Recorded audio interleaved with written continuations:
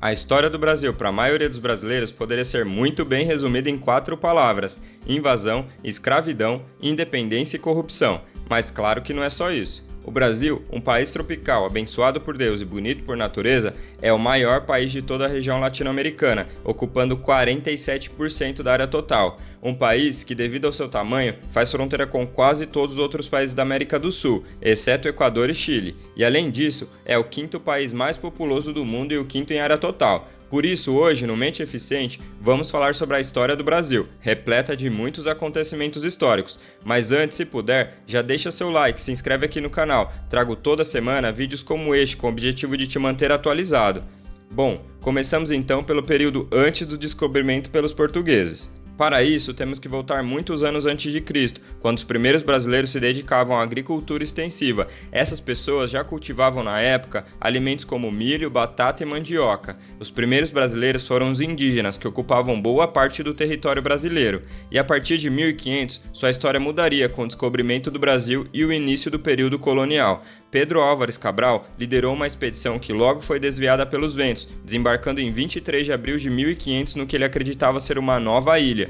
Pedro Álvares Cabral reivindicou a terra para Portugal e a chamou de Ilha de Santa Cruz. No entanto, a realidade era outra, já que ele havia chegado a Porto Seguro no Brasil. Após a descoberta, os portugueses começaram a negociar com os indígenas, que contribuíram para o comércio com novos itens, como uma conhecida madeira usada para fazer tinta vermelha chamada pau-brasil ou Pernambuco. Durante o século XVI, o rei João III, assustado pelo interesse da França pelo Brasil, ordenou que o primeiro assentamento real e permanente fosse construído em São Vicente, próximo de São Paulo. Nesse momento, eles descobriram que nessa região poderia ser cultivado a cana-de-açúcar. Assim, surgiu a base do que seria a economia brasileira no próximo século. No final do século XVI e início do século XVII, a produção brasileira de açúcar prosperava e abastecia todo o mercado europeu, fazendo com que o Brasil continuasse sendo o principal fornecedor mundial de açúcar. Entre 1534 e 1536, houve uma tentativa de Portugal em povoar o novo território, distribuindo terras para os nobres portugueses, a fim de evitar invasões, as chamadas capitanias hereditárias, só que não tiveram êxito, e aí, a partir de 1548, resolveram centralizar o poder, criando-se então o Governo Geral do Brasil, com capital em Salvador e seu primeiro representante, vindo de Portugal, Tomé de Souza. Estabeleceu a sede na Bahia e estimulou a colonização portuguesa, construindo muitas novas cidades. Em 1555, as tropas francesas se apoderaram no porto do Rio de Janeiro, que por algum motivo os portugueses não haviam ocupado. Para impedir esse ataque, as forças portuguesas lideradas pelo governador Mendes Sá bloqueou a entrada ao porto, obrigando os franceses a se renderem. Assim, em 1567, Portugal fundou a cidade do Rio de Janeiro para se defender de novos ataques. E aí adiante, em 1630, os holandeses se apossaram do assentamento de Pernambuco, que permaneceu sob o controle holandês por mais de 25 anos. Os brasileiros que atuaram nessa campanha sem a ajuda portuguesa derrotaram e expulsaram os holandeses em 1654, e esse talvez tenha sido o primeiro passo para ativar o orgulho brasileiro. Durante esse período, o povo se unia em língua e cultura e se fortalecia como país. E agora, outro grande marco na história colonial do Brasil. Em 1695, os brasileiros encontraram grandes depósitos de ouro no que é hoje o estado de Minas Gerais. As minas de ouro tiveram tanto sucesso na economia brasileira e trouxeram tanto dinheiro para o Sudeste que o governador português decidiu transferir a capital para o Rio de Janeiro em 1763. No entanto, essa situação durou até a segunda metade do século XVIII, momento em que o ouro começou a acabar, ao mesmo tempo que a administração portuguesa também não se preocupou em modernizar as técnicas de mineração. A crise que a mineração atravessava, agravada pelo descontentamento dos mestiços e crioulos, juntamente com a disseminação das ideias liberais da Revolução, levaram à Inconfidência Mineira, na figura de Tiradentes, em 1792. Já em 1807, as forças de Napoleão invadiram Portugal e o príncipe regente português Dom João VI decidiu se refugiar no Brasil. Dom João já chegou fazendo mudanças. Ele quebrou o monopólio português do comércio, abriu todos os portos para o comércio de nações amigas e revogou as leis que haviam proibido a manufatura no Brasil. Além disso, ele estabeleceu o Conselho de Estado no Rio de Janeiro, um Tribunal Supremo, o Tesouro Público e Real, a Casa da Moeda, a Imprensa e o Banco do Brasil. Após uma série de revoltas radicais que estouraram e ameaçaram Lisboa e o Porto, Dom João partiu do Brasil para Lisboa e nomeou seu filho, Dom Pedro I, como regente do Brasil. Só que ao assumir a regência, Dom Pedro I enfrentou uma situação política complicada. A oposição crescia, os republicanos estavam ganhando influência e as cortes de Lisboa aprovavam uma série de políticas punitivas para o Brasil que enfureceram o povo. Assim, as cortes ordenaram a Dom Pedro I que retornasse para a Europa, com medo de que ele pudesse liderar um movimento de independência. Com coragem, Dom Pedro I disse não, num discurso conhecido como Eu Fico, e a maioria dos brasileiros apoiou sua decisão. Em 7 de setembro de 1822, na planície do Ipiranga, perto da cidade de São Paulo, proclamou-se a independência do Brasil, dando início ao período imperial do Brasil.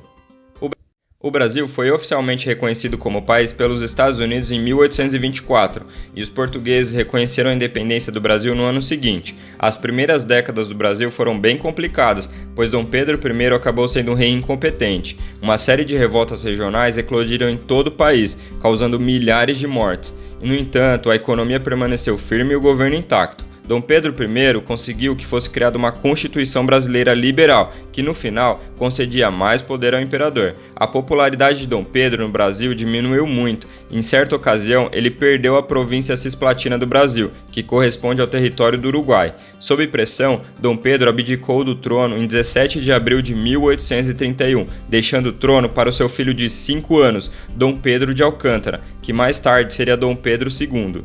Como Dom Pedro II era muito jovem para ser coroado, formou-se uma regência.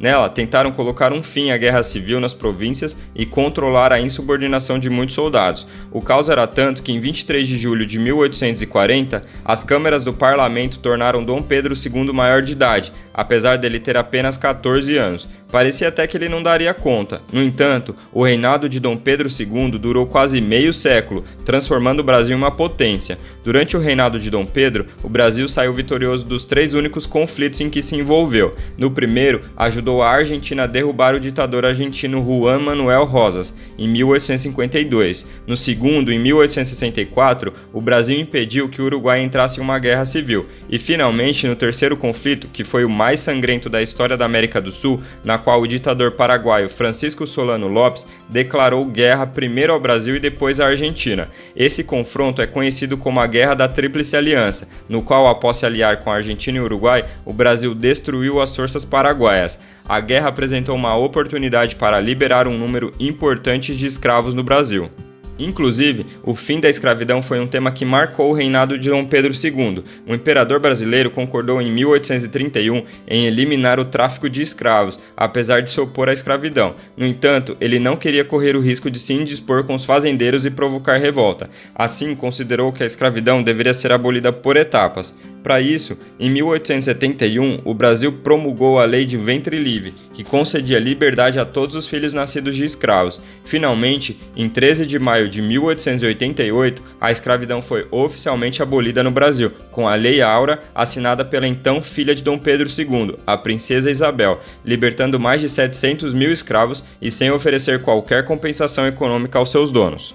E aí, em 1889, já com a monarquia enfraquecida após o fim da escravidão, o Marechal Deodoro da Fonseca inicia o que conhecemos como a Primeira República, aprovada em 24 de fevereiro de 1891, e assim foi criado um Estado Federal, que perdurou até 1930. Nesse período, a economia brasileira estava em alta devido às exportações de café, cujo cultivo, apoiado pela imigração europeia, transformou São Paulo no principal estado brasileiro. No entanto, no final da década de 1920, o Brasil, assim como todo o resto do mundo, sofreu com a Grande Depressão. A demanda pelo café brasileiro despencou e o descontentamento levou o país à revolução. Após meses de violência, o exército interveio e instituiu Getúlio Vargas como líder do Brasil, iniciando a Segunda República. Vargas atuou no governo entre 1930 e 1945. Seu governo nacionalizou partes das indústrias do país, como petróleo, ácido e eletricidade. Durante essa fase do governo, havia um grande clima de pânico devido à possibilidade do Brasil entrar na Segunda Guerra Mundial, tanto que Vargas, após vários acontecimentos, foi obrigado a renunciar em 1945 pelas Forças Armadas, e um novo período conhecido como a Nova República foi estabelecido em 1946, promulgando uma nova Constituição muito mais democrática que a anterior. E aí, iniciamos o período da ditadura militar, porque os presidentes Juscelino Kubitschek, já no final de seu mandato, Jânio Quadros e João Goulart, que o sucederam, não conseguiram deter a onda de problemas econômicos do Brasil durante a década de 60. Em 64, o exército deu um golpe de Estado. Abra um parênteses aqui que foi durante o governo de Kubitschek que tivemos a construção e inauguração da capital Brasília, que permanece até hoje. Esse regime militar repressivo elevou o número de guerrilhas urbanas e com ele mais corrupção. Curiosamente, coincidiu também com um período de crescimento econômico conhecido como Milagre Econômico Brasileiro, no qual as grandes fortunas foram as mais bem-sucedidas. Na década de 70, com a crise do petróleo atingindo o mundo todo, a inflação começou a subir rapidamente e a repressão do governo gradualmente se tornou mais flexível, admitindo novamente a presença de sindicatos e finalmente pondo fim à censura em 1980. Assim, se inicia um novo capítulo no Brasil, com o presidente Tancredo Neves anunciando a nova república em 1985. E aí, chegamos no período da democracia atual. Nos últimos 50 anos, assim como em outros lugares da América Latina e do mundo, o Brasil foi marcado pelo governo de diferentes partidos, nos quais a corrupção, infelizmente, nunca deixou de existir, com líderes de diferentes ideologias, como o de direita com o ex-presidente Bolsonaro e o de esquerda com o atual presidente Lula. Embora o país seja extremamente rico, sua riqueza está concentrada e a pobreza, criminalidade e tudo que já conhecemos seja o dia a dia para a maioria dos brasileiros. Agora, deixo você opinar. Qual período histórico foi mais marcante para você? Deixo aqui na descrição do vídeo uma sugestão de livro chamada A História do Brasil para quem tem pressa. São 200 páginas muito bem escritas sobre a história do Brasil. E com isso, chegamos ao final do vídeo. Se você gostou do conteúdo, apoie o canal se inscrevendo e dando seu like. De resto, um abraço e até o próximo vídeo.